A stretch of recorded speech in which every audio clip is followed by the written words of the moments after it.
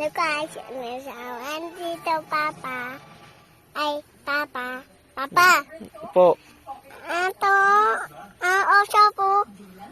Sino kausapin natin dyan? Oo. Oo. Di ba sabi mo magbablog tayo?